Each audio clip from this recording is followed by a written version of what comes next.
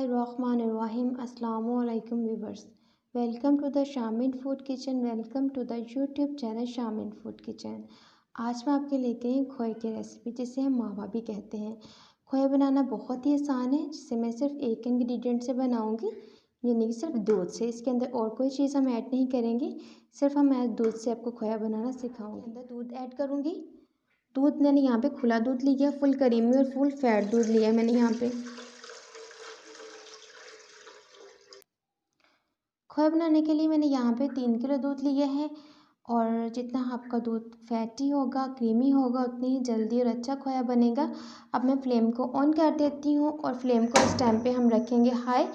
इस स्टेज पे चम्मच लाने की कोई ज़रूरत नहीं है, सिर्फ हम दूध को बॉयल आने देंगे, और उसके बाद मैं बताऊँगी कि इसके बाद हमें क्या करना है।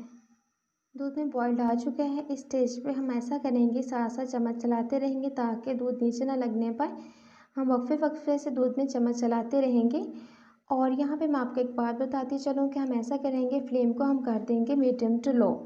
अपने चूल्हे के अकॉर्डिंग सेट कर सकते हैं। ऐसा करने से हमें यह बेनिफिट होगा कि हमें परमानेंटली पास खड़े नहीं रहना पड़ेगा। दूध में बबल्स आते रहेंगे, दूध उबल के बाहर नहीं आएगा। तो फ्लेम को मैंने यहाँ पे कर दिया है मीडियम टू लो, और दूध में बबल्स आना शुरू हो गए हैं। और इसी फ्लेम पे मैं दूध को कुक करूँगी। दूध को कुक होते हुए यहाँ पे 15 से 20 मिनट हो चुके हैं। दूध कुक होके हाफ रह चुके हैं, और उसका कलर भी चेंज हो गया है। तो इसमें मैं गाहे बेगाहे चम्मच चलाती जा रही हूँ, और इसके साइड पे जो बलाई लग रही है उसको मैं साथ साथ ही उतार रही हूँ, और नीचे भी दूध को लगने नहीं देना है। अब मैं इसे मज़ीद कुक करूँगी यहाँ तक कि इसका खोया बनना शुरू हो जाए। 3 ही से दूध कुक हो चुके हैं, सिर्फ एक ही से दूध बाकी बच गए। दूध में काफ़ी हद तक गाढ़ापन आ चुके हैं, काफ़ी कंसिस्टेंसी आ गई है दूध के अंदर। इस स्टेज पे आप ऐसा करेंगे, दूध को मुसलसल चम्मच चलाते रहेंगे, चम्मच 1 मिनट के लिए भी स्टॉप नहीं करना।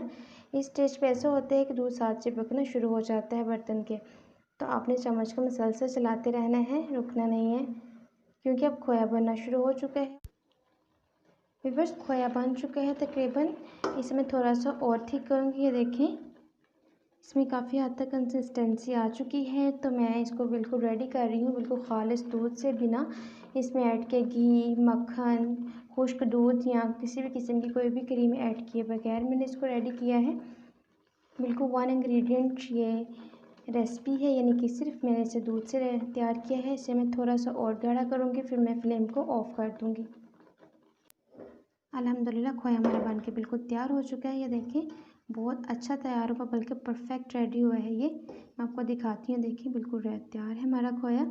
और इस स्टेज पे मैंने ऑफ़ कर दिया है फ्लेम को, और ये ठंडा होने के बाद और गाढ़ा हो जाएगा। अब मैं इसे बर्तन में निकाल लेती हूँ।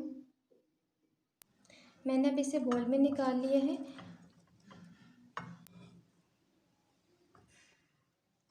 मैंने खोए को रूम टेम्परेचर पर ठंडा कर लिया है। मैं आपको इसका पीस निकाल के दिखाती हूँ।